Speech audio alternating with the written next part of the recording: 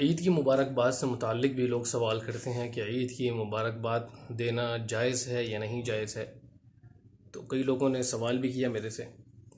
تو عید کی مبارکباد جو دی جاتی ہے آج کے زمانے میں، ہمارے جو ماحول ہے اس میں دی جاتی ہے، تو عموماً لوگ عید مبارک کے الفاظ سے کہتے ہیں، عید مبارک کے الفاظ کہتے ہیں ایک دوسرے کو۔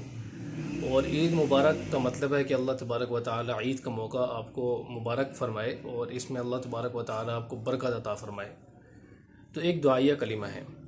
دوسری بات یہ ہے کہ جو اسکالرز ہیں، جو علماء ہیں، ان کے درمیان میں اس سلسلے میں اختلاف پایا جاتا ہے۔ بعض حضرات اس کو مکروہ کہتے ہیں مبارکباد دینے کو، بعض جو حضرات ہیں وہ یہ کہتے ہیں کہ ایک دعائیہ کلمہ ہے، آپ دے سکتے ہیں۔ بعض حضرات یہ کہتے ہیں کہ بدعت ہے۔ بعض حضرات یہ کہتے ہیں کہ اگر کوئی دوسرا بندہ آپ کو مبارکباد دے تو اس کا جواب دے سکتے ہیں، آپ کو پہل نہیں کرنی چاہیے اس سلسلے میں۔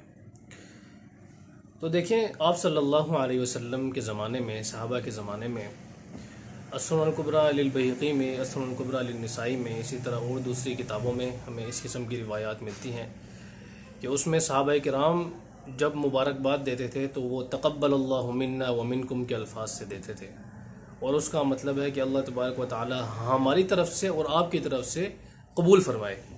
کیا قبول فرمائے؟ رمضان کے روزوں کو اور عبادت کو، اور اسی طرح عید کے موقع کو اللہ تبارک و تعالی قبول فرمائے اور اس میں برکت عطا فرمائے۔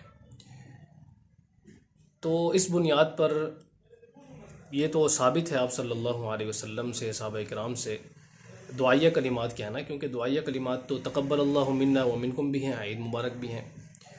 تو اس وجہ سے اس کو اپنے درجے پر رکھنا چاہیے۔ اگر کوئی اپنے درجے پر رکھتے ہوئے مبارکباد دیتا ہے، اس کو ضروری فرض درجے کا نہیں سمجھتا، اور اگر کوئی مبارکباد نہیں دیتا، اس پر کوئی طعن و تشنیع نہیں کرتا، اور اسی طرح اس پر عیب جوئی نہیں کرتا، تو پھر مبارکباد دی جا سکتی ہے، لیکن اسے فرض یا ضروری درجے کا نہ سمجھا جائے۔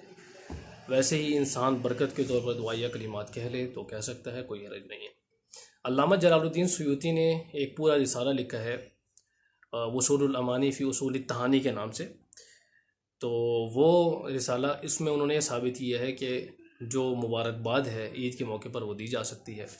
اسی طرح علامہ ابن تیمیہ نے مجموع الفتاویٰ میں اس بات کو جب ان سے پوچھا گیا عید مبارک کے بارے میں کہ بعض علاقوں میں عید مبارک کے نام سے جو مبارکباد دی جاتی ہے تو وہ کیسا ہے، تو انہوں نے وہی مثالیں دی ہیں جو صحابہ کرام کے اندر موجود تھیں کہ صحابہ کرام اس طرح کے بابرکت کلمات کہتے تھے۔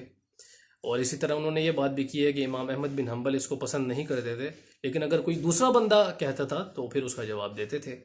تو کہتے تھے کہ جو یہ کام کر رہا ہے تو وہ صحابہ کے قدوے پر ہے، اب جو یہ کام چھوڑ رہا ہے تو اس کے پاس بھی کوئی نہ کوئی اپنا وہ موجود ہے۔